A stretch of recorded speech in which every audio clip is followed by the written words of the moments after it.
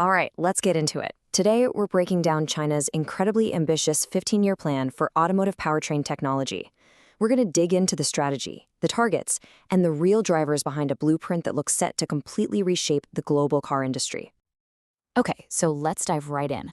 The first thing you have to understand is that this document, it's not just a boring technical manual. You should really think of it as a strategic battle plan for the future of the engine itself. And it's a direct answer to some of China's biggest national challenges. So, to really get what this plan is all about, you have to ask one simple question: why?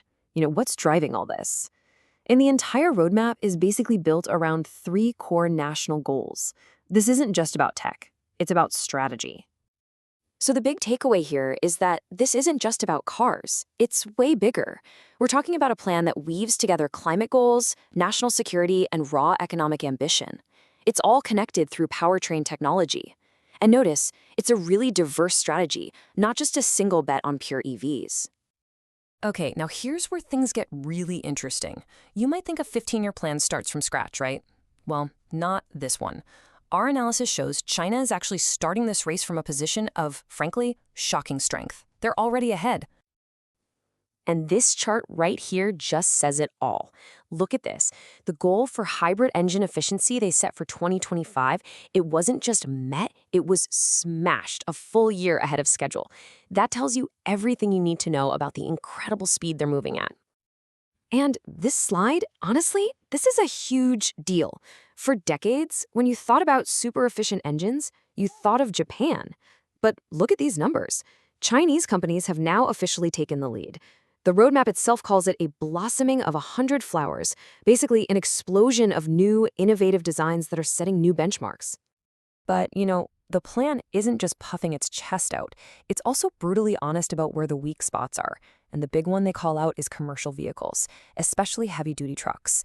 They know they're lagging behind there, and that self-awareness is exactly what sets the stage for their future vision. So with that starting point in mind, strong in some areas, weaker in others, the roadmap lays out this really compelling vision for what a powertrain will look like by 2040, and it's built around four huge transformations. First up is high efficiency, and this is really about a relentless, almost obsessive pursuit of perfection. Think of it like a symphony orchestra. You want the engine and the electric motors working in perfect harmony, with each one playing only when it's at its absolute peak performance. No wasted energy at all. Next, we've got integration, and this is a big mental shift. The idea is to stop thinking of the powertrain as just an engine and a transmission bolted into a car. Instead, it's going to be deeply woven into the very fabric of the vehicle. The chassis, the smart driving systems, the whole thing becomes one single intelligent organism. Then there's intelligence, and this is where it starts to feel a little bit like science fiction. They use this phrase, 1,000 people, 1,000 cars, 1,000 faces. What that means is the car's powertrain will use AI to literally learn how you drive. It'll adapt and optimize itself just for you, becoming a truly personal machine. And finally, number 4, globalization.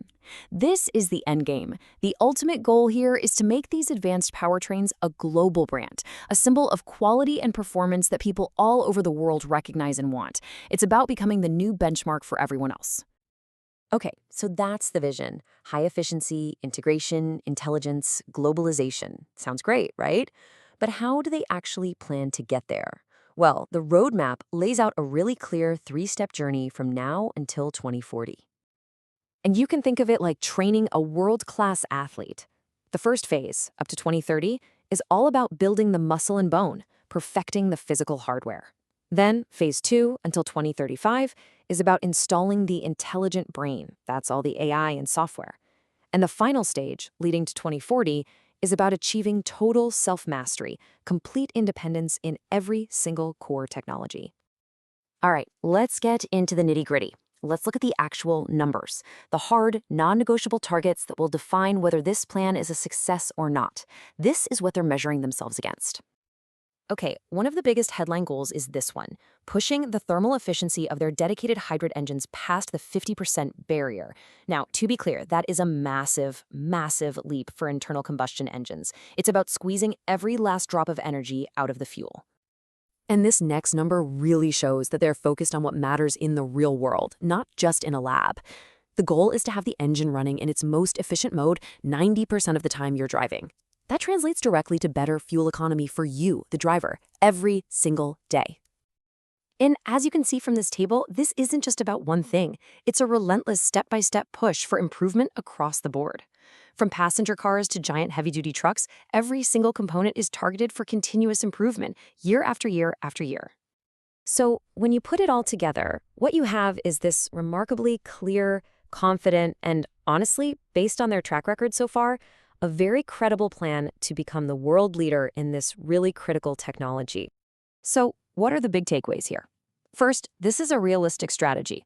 It's not all in on EVs. Hybrids are a huge part of the picture. Second, it shows a massive shift in thinking, from just catching up to actively defining what the future of the engine will be. And third, it's a very specific, actionable plan to achieve total technological independence.